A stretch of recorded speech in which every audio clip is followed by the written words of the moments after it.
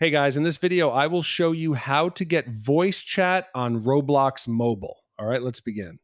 First, open Roblox and go to the home page. Tap More at the bottom of the screen or open the side menu, then select Settings. In Settings, choose Account Info and find the Personal section. Tap Continue and allow Roblox to access your camera if prompted. Place your face inside the circle with good lighting and follow the instructions by moving your head as guided.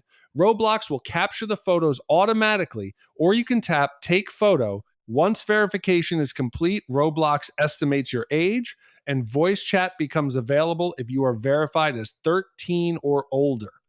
Next, return to Settings, then open Privacy and Content Restrictions, tap Communication, then open Experience Chat and turn it on. Join a game that supports voice chat and tap the headset icon to connect.